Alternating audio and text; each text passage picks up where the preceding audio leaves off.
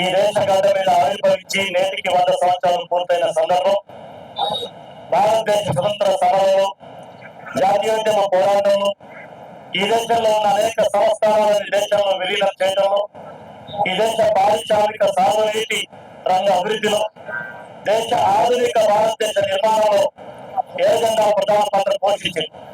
100 ఏళ్ల communist party ఈ భారతదేశం ఈ మేరకైన అభివృద్ధి చెందుతున్న దేశ నిర్మాణంలో ఏ విధంగా ఇంకా అశేషమైన త్యాగాలు, వేల మంది విప్లవ వీర కిషోరాలు భారతదేశం యొక్క సమ్మిళిత అభివృద్ధి కోసం, ఈ దేశ నిర్మాణం కోసం తమ ప్రాణాన్ని కూడా సైతం లెక్క చేయకుండా భారతదేశ నిర్మాణం కోసం పనిచేశారు. ఈ దేశంలో అధికారం ఉన్నా లేకపోయినా 100 ఏళ్ల పాటు సజీవంగా ప్రజల మధ్యలో నిలబడినటువంటి ఏకైక రాజకీయ పార్టీ అది భారత కమ్యూనిస్ట్ పార్టీ సిపిఐ అని సగౌరవంగా ప్రకటిస్తా ఉన్నాం. 100 ఏళ్లు నిండిన సందర్భంగా ఉమ్మడి ఖమ్మం జిల్లా, కొత్తగూడెం ఖమ్మం జిల్లాలో జనవరి 18వ తేదీన అఖిల భారత స్థాయి ముగింపు 5 లక్షల మందితో బహిరంగ సభలు, పోరాటాల గంటైనటువంటి ఆదివాసీ, గిరిజన, దళిత, బలహీన వర్గాల ప్రజల పోరాట వేదికైన ఖమ్మంలో నిర్వహిస్తాము.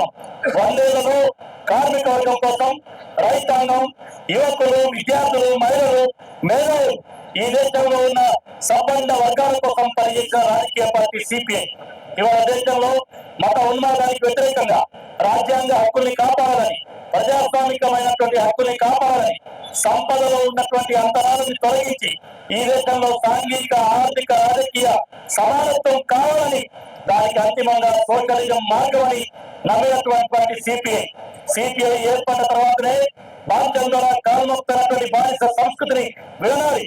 దున్నేవాడికే భూమి కావాలని నినాదం వచ్చింది, పనిచేసే వారికి తగిన కూలి నినాదం వచ్చింది. ఇవాళ కార్మిక వర్గమైన, ఉద్యోగులైన, రైతులు, యువకులు, న్యాయవాదులు, డాక్టర్లు, యాక్టర్లు, సబ్బండ వర్గాలను ఐక్యం చేసి ఈ దేశ సాంస్కృతిక రంగంలో, ఈ దేశ ఆర్థిక రంగంలో, రాజకీయ రంగంలో, సాంఘిక రంగంలో, కార్మిక రంగంలో, రైతు రంగంలో అనేక మార్పులని సిపిఐ తీసుకొచ్చింది. ఈ రోజు మన దేశంలో తీవ్రమైన అంతరాలు ఉన్నాయి. వీటన్నింటినీ సమపాలన తీసుకొచ్చి ఈ దేశంలో సామాజిక అసమానత లేని వ్యవస్థ నిర్మించేదాకా ఏ విధంగా పోరాటది. 100 ఏళ్ల సందర్భంగా మేము కోరే ప్రతి ఒకటే, ఈ దేశంలో సామాజిక సమానత్వం, ఆర్థిక సమానత్వం వచ్చేదాకా ఏ విధంగా పోరాటాలు ముందుకు సాగుతాయి. ఏ విధంగా లేకుండా చేయాలని చూస్తున్న చాలా మంది శక్తులు, వ్యక్తులు, వ్యవస్థలు కాలగర్భంలో మట్టిలో కలిసిపోయి ఇవాళ ఎరజెండాని, ప్రశ్నని అంతకుముందు చేయడం ఎవరు ఎక్కువ కాలం మాట్లాడలేదు. 100 ఏళ్ల సందర్భంగా అనేక పార్టీలుగా విడిపోయినటువంటి ఎరజెండా పార్టీలని ఒకే వేదిక మీదకి రావాలి. ఈ దేశ శ్రమజీవుల పక్షాన, ఈ దేశంలో న్యాయం కోసం పోరాడే పక్షాన ఇవాళ నిలవాలంటే ఎరజెండాలని ఐక్యం కావాలని 100 ఏళ్ల సందర్భంగా పిలుపునిస్తాం. Local to global news at your fingertips. మీ చేతిలో ఒక ఆయుధం. Download raw TV app. Media legend Ravi Prakash is back.